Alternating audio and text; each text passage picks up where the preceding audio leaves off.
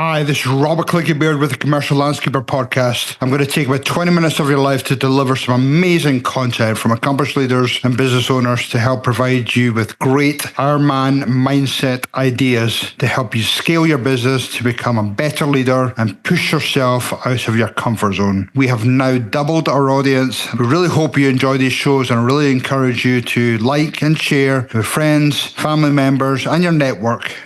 Based on my book, The Ironman Mindset for Entrepreneurs, I want to try and pull out one insight you could take back from your business on every single show. And ultimately, my goal is to try and make you less mistakes than I did and make your company more profitable. I'm also super excited to share that finally we've gone live with our digital courses on the Wilson 360 website, wilson-360.com. Cheers, everyone. Hi, this is Robert Clickybeard with the Commercial Landscaper Podcast. Really excited today to be joined by Brant Wichman. Brant, nice to see you. Good to see you. We were obviously talking to a few weeks ago, and so I was pretty excited to get you on the show because I think some of the stuff you're doing is super cool. But before we jump into that, I'd love to just hear what your background is. I know you have a company out of Nebraska, but maybe you could talk to the audience about your background. Yeah, sure. I'd love to. First of all, thanks for having me on. Honestly, like we talked last week, it's really cool hearing your story too and how you've just kept climbing. Like, I don't know. I really think that's cool being a landscaper myself. I mean, just to see somebody your level climb and then even to the point of not only climbing, but also being able to coach people on it. I admire that. And I think that's really cool. Kind of look up to you in that respect. That's awesome. So just being on here is really cool for me. I'm actually, like you said, I'm in Nebraska. I live just south of Lincoln, Nebraska right now. I grew up on a farm and I went to college and my dad told me to get a different degree because if farming takes a crap, you need a backup. And so I got a degree in landscape design, horticulture. I met a girl down here and then stayed down here. I've ran a landscaping construction company here for 14 years. We just do high-end patios, fire pits, water features, more the construction side, not as much the maintenance side. And yeah, so I would say it was 6-8 years ago, I just had this idea. I'm like, customers can background us on like 10 different apps, right? You have Google, you have BBB, you have all these different platforms that your customers can look you up. Like, why don't we have that? Why we go up to a job and we just tell by their car and their shoes what kind of finances they, have. The worst part is going up to a client's house and they say like, you say, what's this going to cost? And they say, I don't know. I have no idea what it costs. And so that whole dynamic, I wanted to even the playing field. I wanted to make it easier for us contractors. So I thought of this idea. I talked to a friend and I dropped it. Like a lot of us, we're all contractors. We have all these ideas and these inventions, right? Entrepreneurs have these great ideas, but tough to put them in practice. Yeah, and you can't do all of them, right? Like you got to hone in and you're busy, you got a family, whatnot. My friend, that same friend I was talking to called me a couple years later and said, hey, Brant, we should do this thing where you background your customer. I said, Nick, I told you about that. Like he goes, that was you, wasn't it? That's what I thought. I couldn't remember. And so it kind of stemmed the back of my head again. And so I started talking to a developer. It just had this idea and it came to fruition now. We've been working on it for over 2 years. Just brought it live a couple months ago. Yeah, I guess the rest is history. To say that I'm a blue collar tech. I'm learning about tech. I'm not a huge tech person, but I have people in place that do that. Now I can just go share with other contractors that are like me. I can share to them how I use it, how it's advantageous for them. And my whole goal was make it stupid simple, right? Like that's everything I do. It's got to be stupid simple, how quickly and easily people can use this information. So that's a little bit about me. Went from farming to landscaping and tech, I guess, right now. Before we jump into the tech piece, tell me a little bit more about your company in terms of size, number of people, what does your growth of your landscape company look like over the next 3-5 years? Nebraska is a very small town mentality. You know everybody. Like where you told me when you were born. I know right where that is. I was just at a wedding venue not too long ago in Wood River. So like it's a small world here in Nebraska. When I first started, I didn't know a lot of people. In all reality, my wife worked right out of college. She got her master's in mathematics. So she's smart. Luckily, she married down. I appreciate her. And she got a degree and she's a teacher at a high school in town. And so we literally lived off her income for the first couple of years because about the first year I had about a month, 2 months of work. And then the next year was a little more until finally we were working through the winters and we have enough jobs. I've slowly grown my business. I've worked for other companies. I like to, what I call learn from other people's mistakes. It's a lot cheaper. And so I worked for a company here that was, I think we had 15 install crews one summer, only plants. And it was just it was chaos, but they did a lot of plant material, more generic, not specialized, but did high end work. Worked for another contractor, smaller, kind of specialized on high end work. But again, I took from both of those companies so much of how to run a company, how not to run a company, how to treat your employees, how not to treat your employees. And that I wanted to get that firsthand knowledge when I was there. And now I took that in. So we grew and grew, slowly sustained. I'm at a point where in this company, I am where I want to be size wise. And much better than I do. But there's always a point, they say either stay small or go big. There's a point in the middle where you're paying to basically manage people. And we have enough equipment, in my head anyways, I'm not doing it right, who knows, but we have enough equipment that it can sustain growth over the summer. So we bring in people to work over the summer as temporary work. I only over winter 3 people, a designer and 2 foremen, where we are doing work. I also have other companies that I can pull workers from on big projects. We do make money and we manage over 4 or 5 months. We also do snow removal. That's a lucrative business for us when it snows. It's been fun. I'm at the point where kind of where we want to be. We do high-end work. We have great margins, but I always say I never tell my guys exactly how many days they're going to be on the job site, because it takes another half day, or if it takes a day for them to get it done and that customer's happy, that means more to me than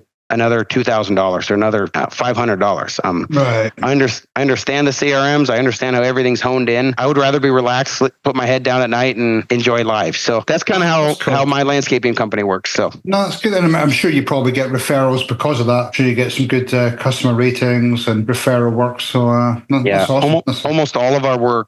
We used to get a lot from home shows. That's kind of a dying trend in this area anyways. Almost all of our work is referrals from one of our main suppliers, word of mouth of friends and past clients. It's awesome. It's crazy. That's cool. And outlook good for this year, 2025? Yeah. We actually just got a couple more leads that we've already almost landed. And I think we are probably almost booked through the summer already. We're ready for the spring to kick in and land more stuff. So one thing I think we specialize that we're different is I have a designer. So we do all 3D design. We use VIP. And so this is actually where I'm at right now is our showroom. So that TV behind me, we bring people into our conference room. My designer pulls it up on the TV. They have to drive about 5 to 10 miles out of town to come to us. I've noticed that the land rate, once they come to us, they see the 3D design on the screen, where our competitors are coming out with a piece of paper, 2D, handwritten, or even computer done, and pull it up to their house and they sit in their living room. We just look like less of a fly by night, right? Like they're concrete, they're solid.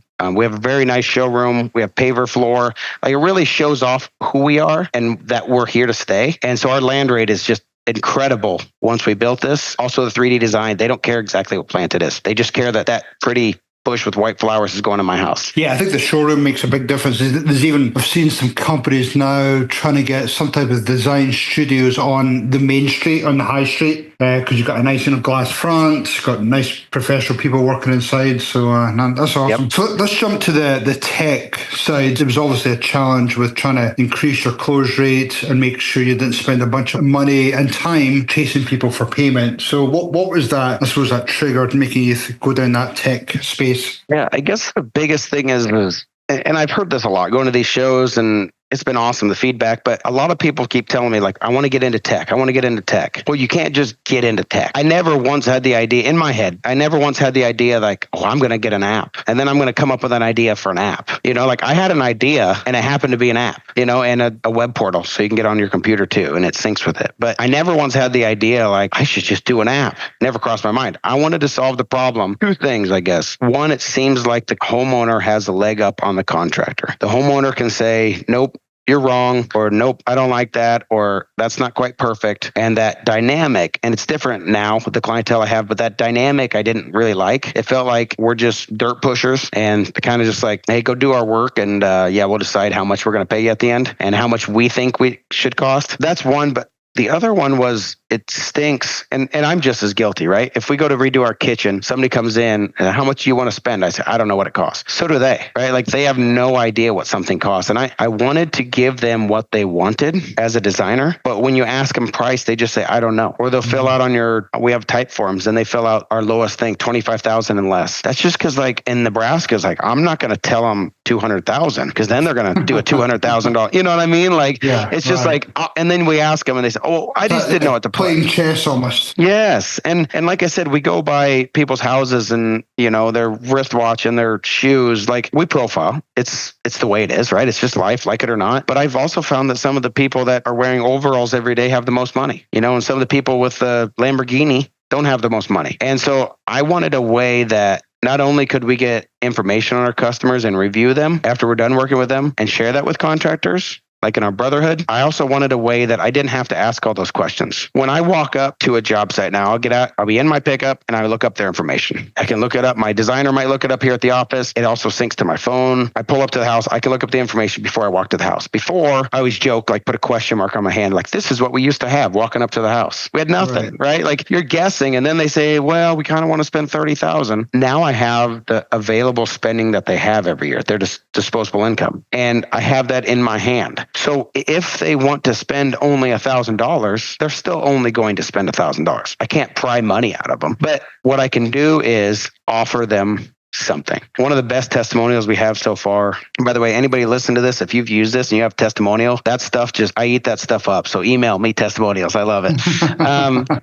One of the best testimonials we had was a contractor. The homeowner told, just like I was saying, all three of the contractors give me a $30,000 design because that's what we want to spend. She has no idea what it costs. Like maybe Lacey up the street told her hers was $30,000. This contractor looked them up on the app and saw that their available spending every year, their disposable income was like $190,000. So she has more. So instead of just marking it up or whatever, he gave her a $30,000 design like she asked and then said, hey, when I was in my program, I put a pergola in, I put a water feature and a fire pit. Like, I just love this. This just your backyard just fits this. And if you don't want it, don't worry about it. Well, like I say, once you get heated seats, you never go back. She saw that. He said it's $90,000. Maybe they had to swallow a pill just to know that they're going to spend that much. But they saw that compared to the other designs. The other designs look like garbage. And so to them, it was just incredible. He told me, he goes, I landed it. It's the best. She didn't know what she wanted to spend. He didn't screw her. He still gave her what she asked for. But he also asked another question. Would you like to see this? She saw it. They could afford it. And they said, absolutely. They wanted it. But the other two competitors lost the job because they had no idea. They just gave it to her what she asked for. And so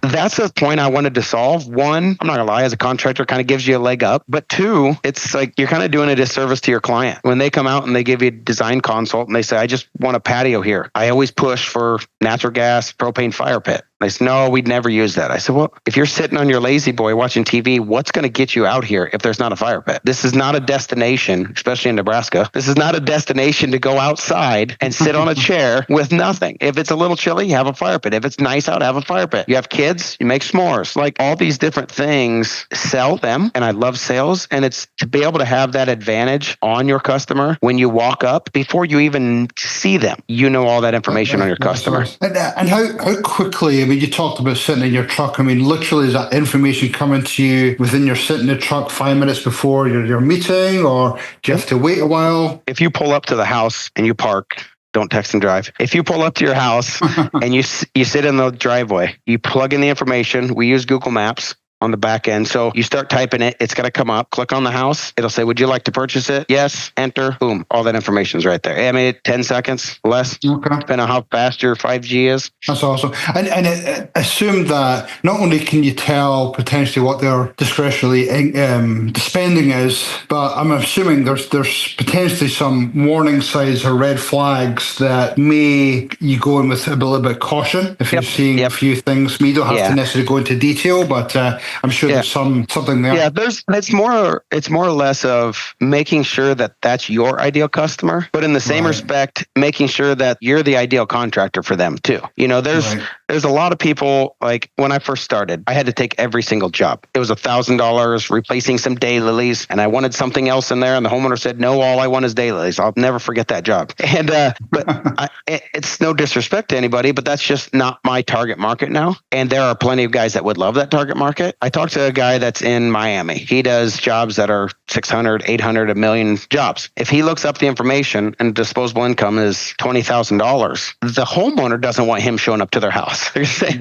we're not going to spend $800,000. You're wasting my time and your time. So it honestly counteracts each other. It helps each other. But yeah, I have that information. We also have ability to pay. And if you go on the site, it explains all this. And also if you get the app, when you click on the scores, it'll break everything down for you. But we have the ability to pay. We have the estimated combined homeowner credit score. My favorite is it's called the discretionary income index. That tells you if it's a perfect 1,000, that they're very frugal they invest all their money and they don't spend it. And it tells you if it's on the other end that they spend way too much compared to what they make. So anywhere in the middle as a contractor, I'm happy, right? We have people that work with investment companies. They like that person that's on the high end because they'll invest all their savings. So it's just how you attack it. And then as you scroll down there, it'll show lifestyle. We have people that says the lifestyle is credit is king, diamonds and pearls, house of cards. To know this information, the second your foot steps on the ground walking up to their house. Oh, that's awesome. Yeah. Versus not knowing it. I mean, it's just like I was on another podcast and he said, someday we're going to look back and think, can you believe we just raw dogged it? We just went out there guessing, like. You're right. I mean, when you look at people's shoes or cars or whatever, it just gives you a different, I suppose a different perspective. But, if you actually have some raw data and historical data, it can change your mindset and how you approach that client. Good or bad? You're exactly right. We were at a show in Atlanta and this young kid, he's a contractor, 24 years old. And he said, I just look up this customer for me. So I looked him up and disposable income, everything was good. His disposable income is like $400,000 annually. And he said, I just gave him a $10,000 bid. And he didn't say yes. Why do you think that was? I said, you're 24. You just started, right? I said, I'm guessing you were shaking when you were handing him a $10,000 bill, correct? And he goes, oh yeah, I was nervous. And I said, I was the same way, right? We've all been there. And I said, the way you sold that is why he did that. He's trying to see if he can get a better price, or he's leery whether you can do the job or not because he can afford it. That's just a very cheap gravel patio. And so I said, if you would have known this information and you're handing him an estimate for $10,000, how would you approach that? He's like, oh my God, I wouldn't have cared. I would have said, here it is. Do you want to do it or not? I said, and then he would have been attracted to you. Then he would have wanted you. It's about how you sell. It's about how you approach the job site. If you know they can afford it, you're not going to be scared anymore. If you're bidding a job or designing a job, you're not wasting your time. Somebody says, I want a $500,000 job and their disposable income is $100,000. Have a conversation. Hey, would you like to, how are we doing financing on this? Are you taking out money on your mortgage? Are you paying cash? Like, how are we going to do that? Set yourself up that even if they're out spending or their spending habits that they might spend too much, set yourself up that we're going to do half down. We're going to do a 10%, 15%, 25%, or whatever you may do. Set yourself up so in the end, as a contractor, that you protect yourself first. And like I said, I'm not trying to sell you. I guess I'm a contractor. Like I'm doing this because I love it, but I also, why not have other contractors do it? Oh, for sure. Save themselves. I heard more and more last year that it was definitely people were being paid less in terms of contractors. And if you have some of that information to hand, you can go in with a different mindset. You can cover yourself by doing, deposits or installments. But you look at the resources you're either spending chasing people, it could be 90, 120 days, or maybe you're having to leverage your line of credit and all the money. Those are often hidden costs that people don't necessarily realize. Yeah, 100%. We have one of our customers, a customer insight, is actually in solar sales. He said the biggest thing about solar sales is typically people do financing. Their monthly payment is the same that they have on their average payment for electricity, right? So it makes sense in the end. He said if they can't get financing, I'm wasting their time and I'm wasting my time. So if their credit score is certain lower, he knows, okay, maybe I talk to him about a different type of financing or higher interest financing. Or maybe I make that phone call, say, hey, I don't think it's going to work out. But like you said, he doesn't drive 45 minutes. He doesn't have a 2-hour meeting. Ask him if he can do a background check, get their driver's license and their social, pay $95 for that information, and then drive back home 45 minutes, realizing they couldn't have done it. He saved himself all that time just by getting it at home. That's awesome. Now, we talked just before this about how, you have got plans to expand this to, commercial markets, potentially even other trade industries. What is your 3-5 year goal with their software? Like I said, I got a lot of ideas, right? Like we're entrepreneurs, whatever, serial entrepreneurs. A couple of our things that I'm looking at in the future is liens and lawsuits on the property. Does this property have a lien or lawsuit on it? Do you want to see that? I think that would be very vital knowing, again, sitting in your truck, knowing going in, hey, there's 2 liens or lawsuits for $2 million.